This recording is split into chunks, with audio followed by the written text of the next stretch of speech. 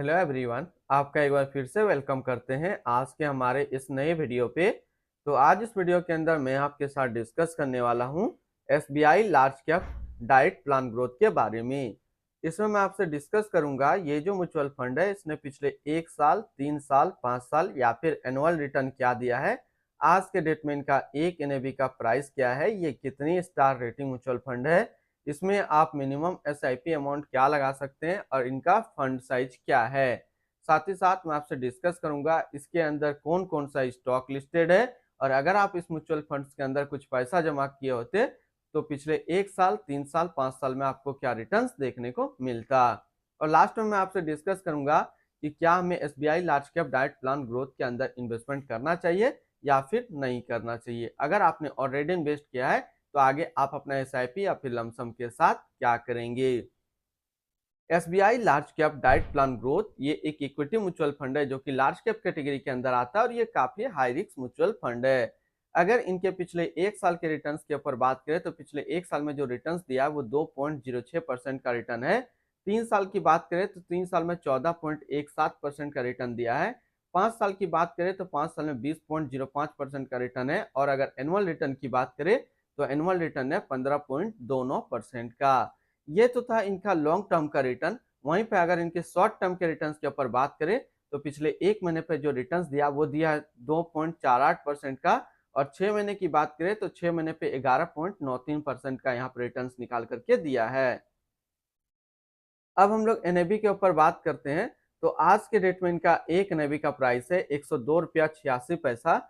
Rating की बात करें तो ये 4 स्टार रेटिंग म्यूचुअल फंड है। इसमें आप मिनिमम एसआईपी अमाउंट 500 रुपया लगा सकते हैं और इनका फंड साइज है 52,420 करोड़ का। यानी कि अभी तक SBI large cap fund diet growth के अंदर जो टोटल इन्वेस्टमेंट है वो टोटल 52,420 करोड़ रुपया लगा हुआ है। अब बात करें यहाँ पे न्यू इन्वेस्टर और पुराने इन्वेस्टर क्या करेंगे, तो जो न्यू इन्वेस्टर है वो इनके अंदर अभी एसआईपी पे अपना इन्वेस्टमेंट स्टार्ट कर सकते हैं, फ्रेश इन्वेस्टमेंट। और जिसने ऑलरेडी इनके अंदर इन्वेस्टमेंट किया हुआ है, चाहे आपका इन्वेस्टमेंट एसआईपी पे हो चाहे आपका इन्वेस्टमेंट लमसम पे हो, तो आप अभी अपना इन्वेस्टमेंट को कंटिन्यू रखेंगे क्योंकि मार्केट पे अभी थोड़ा बूस्ट दिखना स्टार्ट हुआ है तो रिटर्न्स और भी आपको ज्यादा मिलने की संभावना है। रिटर्न कैलकुलेटर के ऊपर बात करते हैं कि अगर आप इस म्यूचुअल फंड्स के अंदर कुछ पैसा जमा करते तो फिर आपको क्या रिटर्न्स देखने को मिलता। और यहाँ पे मैं सबसे पहले बात करूंगा कि अगर आप इस म्यूचुअल फंड्स के अंदर मंथली कुछ पैसा जमा करते तो फिर आपको क्या रिटर्न्स देखने को मिलता। तो यहाँ पे मैं बात कर रहा हूँ कि अगर आप 5,000 रुपया पर मंथ जमा करते तो फिर आपको क्या रिटर्न्स देखने को मिलता। अगर आप 5,000 रुपया पर मंथ जमा करते तो 1 साल में आपका पैसा जमा होता 60,000, आपको मिलता 62,495 रुपया। 3 साल की बात करें तो 3 साल में आपका पैसा जमा होता 1,80,000, आपको मिलता 2,19,107 रुपया। 5 साल की बात करें तो 5 साल में आपका पैसा जमा होता 3 लाख, आपको मिलता 4,29,167 रुपया। वहीं पे अगर लमसम की बात करते हैं कि अगर आप इस म्यूचुअल फंड्स के अंदर एक बार में 1 लाख रुपया जमा करते तो 1 साल में आपका 1 लाख रुपया 1,02,060 रुपया होता। 3 साल में आपका 1 लाख रुपया 1,48,818 रुपया होता और 5 साल में आपका 1 लाख रुपया 2,49,351 रुपया होता। होल्डिंग की अगर बात करें तो इसके अंदर जो नंबर ऑफ स्टॉक लिस्टेड है वो टोटल 45 स्टॉक लिस्टेड है। अगर हम इसमें टॉप 10 और उसके सेक्टर वाइज डिस्कस करें तो पहला नाम आता है एचडीएफसी बैंक लिमिटेड फाइनेंशियल क्षेत्र, ICICI bank limited financial, Reliance industrial limited energy, Larsen and टर्बो limited construction, Infosys limited technology, Asian paints limited chemicals, Eicher motor limited automobile, Kotak Mahindra bank limited financial, Britannia industrial limited consumer staples, Divi's laboratories limited health care के क्षेत्र में है। अगर इनकी holding analysis की बात करें तो इक्विटी पे है 97.9%, कैश पे है 1.4% और डेप्ट पे है 0.7%। इनकी इक्विटी सेक्टर एलोकेशन की अगर बात करें तो फाइनेंशियल पे है 34.3, technology 10.2, consumer discretionary 10.2, materials 9.6, energy and utilities 9.3, consumer step 8.6, industrial 8.5, health care 6.1, others 3.3 और रियल एस्टेट पे 0.1%। यानी कि अगर आप SBI large cap fund diet growth के अंदर अपना इन्वेस्टमेंट करते तो फिर आपका इन्वेस्टमेंट इन सारी कैटेगरी पे डिस्ट्रीब्यूट होकर के लगता। एडवांस रेशियो की अगर बात करें तो इसका प्राइस टू अर्निंग रेशियो 25.78 और पीवी रेशियो 3.84। अगर आप इस म्यूचुअल फंड्स के अंदर इन्वेस्टमेंट करना चाहते हैं तो फिर मिनिमम अमाउंट आपको क्या चाहिए? तो अगर आप फर्स्ट टाइम इसके अंदर अपना इन्वेस्टमेंट करते हैं, वो भी लमसम में, तो आपको 5,000 रुपया का मिनिमम इन्वेस्टमेंट पहली बार में लमसम करना होगा। और अगर आप सेकेंड टाइम भी लमसम करना चाहते हैं तो फिर आप 1,000 का लमसम कर सकते हैं। वहीं पे अगर आप एसआईपी के थ्रू इस म्यूचुअल फंड्स में अपना इन्वेस्टमेंट स्टार्ट करना चाहते हैं तो 500 रुपया से आप अपना एसआईपी स्टार्ट कर सकते हैं।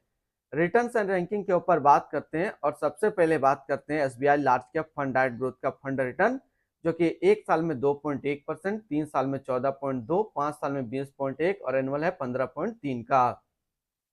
वहीं पे इस कैटेगरी का जो एवरेज रिटर्न होता है, यानी कि equity large cap mutual funds का एवरेज रिटर्न 1 साल में -2%, 3 साल में 13.8, 5 साल में 19% का है। तो यहाँ से देखेंगे ये म्यूचुअल फंड 1 साल, 3 साल या फिर 5 साल हमेशा अपना कैटेगरी एवरेज से ज्यादा रिटर्न्स निकाल करके दिया है।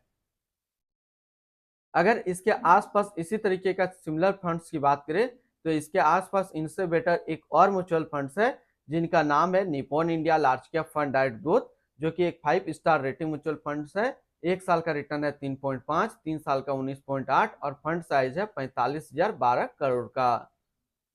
एक्सपेंस रेशियो के ऊपर बात करें तो इनका एक्सपेंस रेशियो 0.80% का।